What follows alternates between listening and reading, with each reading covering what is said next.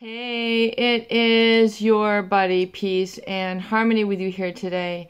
And we're zooming in and focusing in on much love to the empowered harmonizers on this holiday season.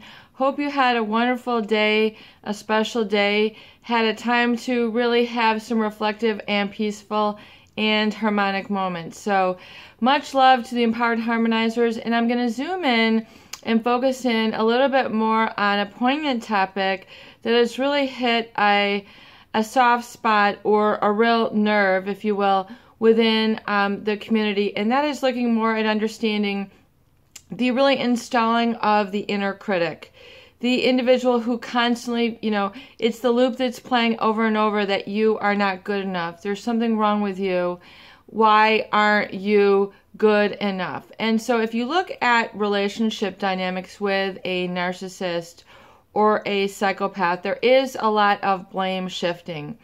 Blame shifting meaning a projection out into really either general or universal into the surrounding area, meaning the narcissistic rage, as well as direct projection. In other words, why aren't you doing this? Why aren't you doing that? Why aren't you A? Why aren't you B? Why aren't you doing A? And why aren't you doing B? So this tends often to be yelled or stated in the form of a rhetorical question. In other words, it doesn't call forth any interaction or discussion or instruction or opportunities for interfacing or talking back and forth, which is what communication is. It's more of a directional dictator, authoritarian sort of narcissistic rage, which can be yelled at or projected. Just a negative tone, a constantly pervasive negative attitude about things. Why aren't you doing this? Why aren't you that? You can fill in the blanks.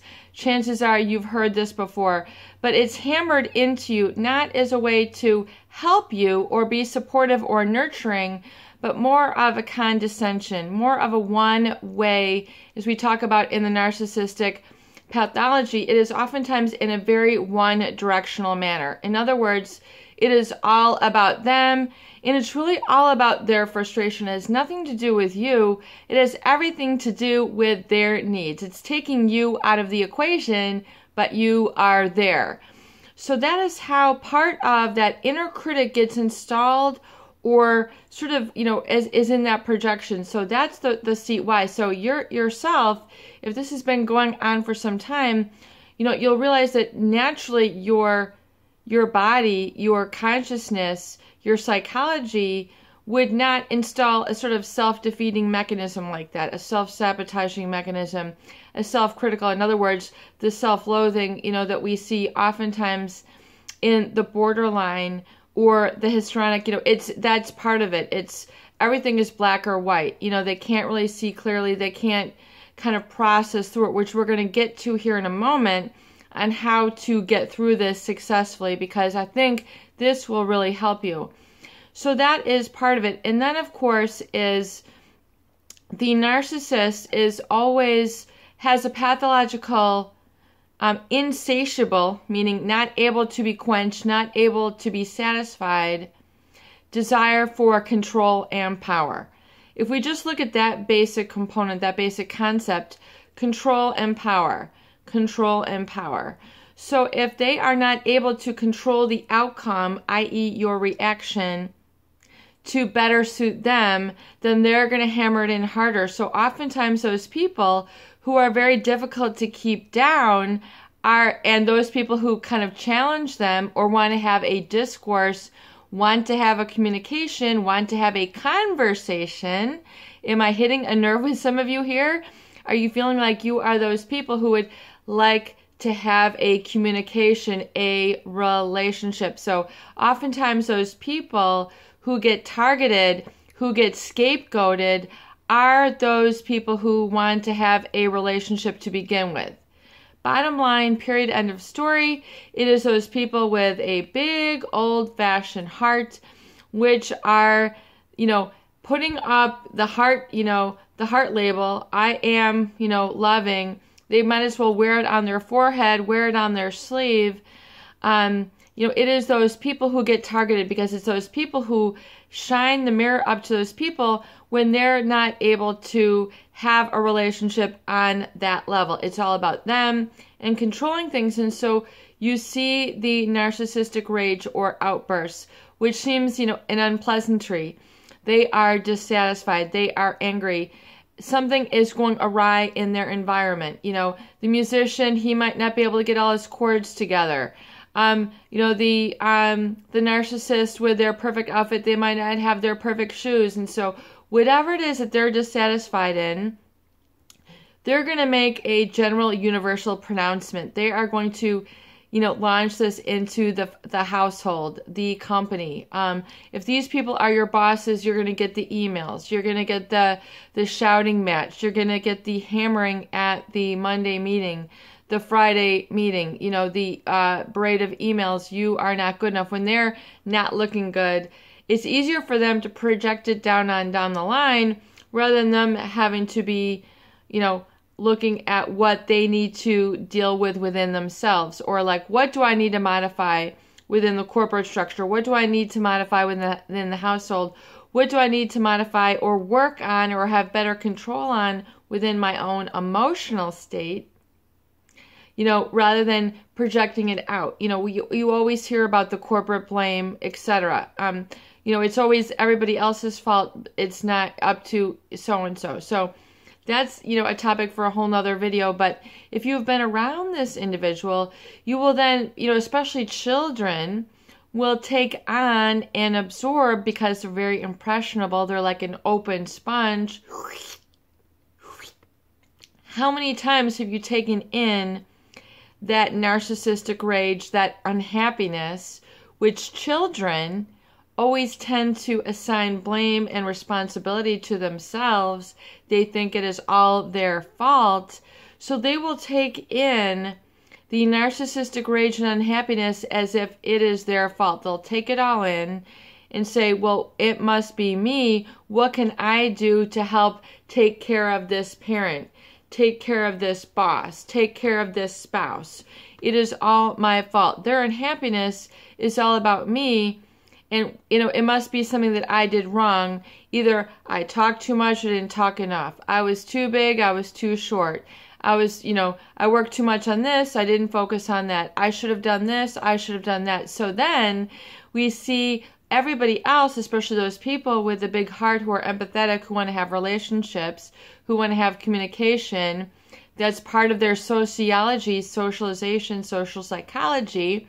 They want to belong. They want to fit in.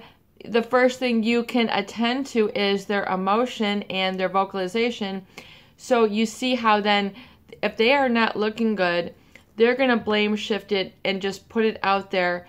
And everyone else has to be on the receiving end. And so they receive a lot of that gunk. So it is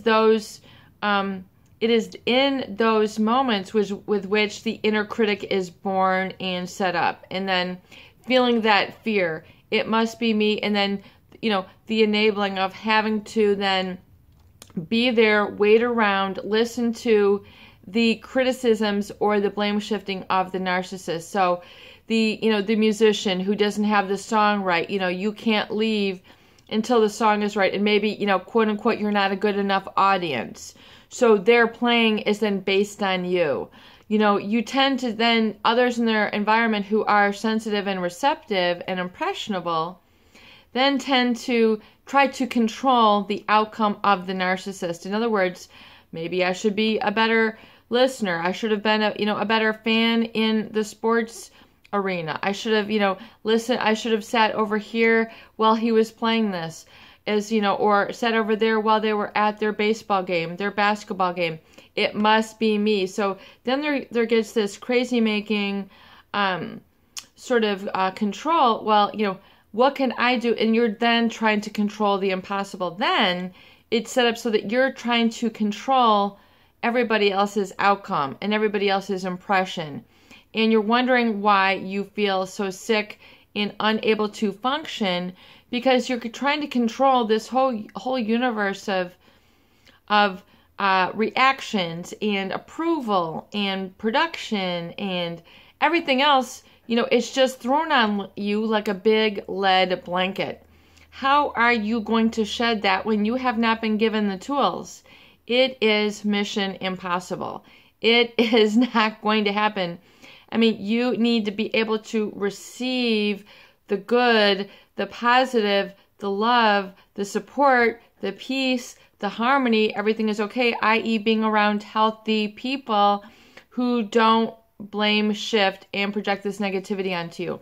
That's why I talk about how important it is to go no contact so you can see this and observe it taking place, because without that span of healing, it's like as if when you continue to be in contact, you're beating up the incision. It's like you try to heal a little bit, but each time you're around them, it's just basically you're opening up the wound, and it is not ever able to heal. Any sort of steps you make in your journey towards it, coagulating together, it's just ripped open.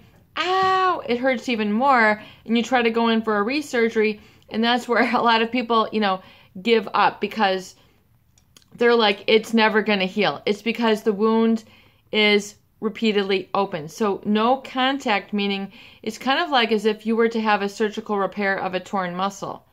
If you don't let it, set up and heal, and you continue to exasperate it, you need to follow the healing directions, the doctor's orders, rest and recovery for 2 to 4 weeks, 6 to 8 weeks, 6 to 12 weeks.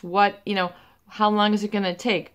So no contact is the opportunity for those sutures, those healing affirmations, i.e., your meditation, your recovery date, your recovery gift. Those are, that is what is healing. Those are like the sutures to your wound. So it'll heal over, and it will not be able, once it's healed. And I know I have a lot of viewers who are like, tell me your story, or why are you doing this Peace and Harmony? We will get to that, but right now I'm developing the core content for you to really latch onto, because it's not about me. It is because I am giving you the gift of healing and helping you to understand the how, what, where, when, and why, so you can get to the I am and becoming. And, all this sort of criticism, oftentimes the very seat of the criticism has its root, has its tiny little mustard seed in an inadequate portion of the narcissist. So, you'll find a very, very precise projection of within them that is projected onto you. It can be how you walk, how you work, how you cook, how you write, how you breathe, how you make a cup of coffee, how you cut vegetables, how you drive a car, how you eat your food. How you take care of your garden. It is very precise. So there's a very precise point at which the narcissist will blame shift. The narcissist who has a core problem about their own sense of talent will then project that you are not talented enough. It's going to be, you'll oftentimes, if you look back and review and regress enough, or look back at the core of their projection, oftentimes it has its seat in the very component of their own inadequacy or shortcoming, which they have made a big deal over. In other words, they have not processed themselves. So it is oftentimes in that launching forth of their own dissatisfaction with what they have not, they're afraid of how they look or how they're received by others, and then it's the repeating again and again and again over that, which then hammers it really. So you need to unearth, you need to get that inner critic out of there. You need to uninstall it. And really if you look at the inner critic, it very much jumps up and I hope you've held on, because this is the good part. The inner critic very much jumps up on you like an undisciplined dog. Have you ever been at someone's house or around an animal where the dog just keeps jumping up on you, and you're like, no, down, and then you're looking at the owner like, aren't you supposed to tell him to go down? Like, am I supposed to tell him to go down? So really, stopping the inner critic is like dealing with a dog that keeps jumping up on you and is, jumping up on your body, on your hips. No, down, sit. It's very much like controlling or disciplining a pet. Down. No, you do not jump. So that inner critic is like almost like it's like a jump. It's like trying to jump your system. And we talked in the earlier video about the emotional refractory moment where there's that that moment where the emotional refractory period where it's transitioning from the one to the other. It's you're having a response to a second stimulus, what they call a stimulus in psychology. A stimulus means that what is provoking you. So, when you launch into that inner critic, no, you lost the keys. Okay, let's go look for them. It doesn't mean that you're stupid, dumb, whatever. You just can't find the keys. Why are you assigning this inner critic? Why is the inner critic all of a sudden launched at, volume 20 when you have just misplaced the keys, and the chances are they're sitting, on the on the desk in the office, or they're just sitting in the bathroom, where, or in a pocket, somewhere of a jacket. So why launch into this volume 20 inner critic every time you feel yourself launching into that, whether that you misplaced your keys, you need to work on something, you made a mistake, you're entering into a social situation. Get it? Social situation could be a potential target of that inner critic. And so that's why people are so afraid in social anxieties that they're not going to be able to withstand something that comes their way. It's that kind of that looming unconscious uncertainty. And so they begin to sweat, they begin to blush, they begin to get anxious, nervous, their muscles tense up, they can't sit, they can't stand, they're, breathing pain. There's a whole spectrum. It is because you don't have the tools, you have not disciplined that inner critic, i.e. the installation of the narcissist or the psychopath.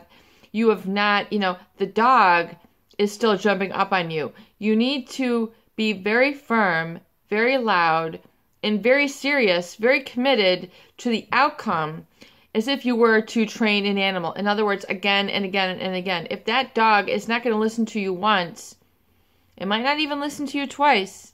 It might not listen to you 3 or 4 times, but eventually that dog is going to be like, I get it. I do not jump up on strangers. I do not jump up and get on this couch. I do not jump up and get on this bed. No, down. I am not supposed to do that. So that inner critic, you're not supposed to do that. That is not going to assist you. You push the button. No, stop, down, relax. I am magnificent. I am confident. I am trustworthy. I have got this. So you install the positive hardware in those emotional refractory moments. You catch it. You launch into the role of metacognition, which is that higher consciousness, which has the ability to notice and be aware what you are thinking of. So what I want you to do then is to become aware of that emotional refractory period. When you're coming to boom, I am ugly, I am stupid, I am out of this, whatever it is, no, down. Stop the muscles from contracting. Stop the thoughts, the cognitions from launching into that cycle, that repeated cycle that plays again and again like you just, it's on replay. Stop. Break the cycle. Break the muscle tension. Break the inner critic. Stop. Down. Sit. And then the inner critic needs to be removed. So remove that. As you do it again and again and again, eventually the consciousness will be like, whoa, I am, uninstalled. This is not working. This is not desirable. This is not for my organism. So you're allowing that inner consciousness then to get command of your emotions, get command of your feelings, your physiology, your neurophysiology, the neurohormones. You release, you no longer launch into the steroid cortisol, which is that fight or flight. You're like, I am awesome. I have got this. And I want you to repeat that 10, 20, 30, 50, 100 times. I don't care if you have to write it down, but I definitely want you to think it, feel it, and say it out loud. I have got this. This is exactly what peace and harmony is talking about. And when you do that, you'll be able to see, hey, I've got this. I am intelligent. I am magnificent. I am wonderful. I am trustworthy. I'm responsible. I'm accountable. I've got this for me. And when you do that, all you have to do is be responsible and accountable to yourself and not the narcissist and the critic. Do not be responsible to that inner critic. It is your buddy. Much love to the empowered harmonizers. Hope this video helps. Please share and please subscribe for more great tools, videos, discussion, and support.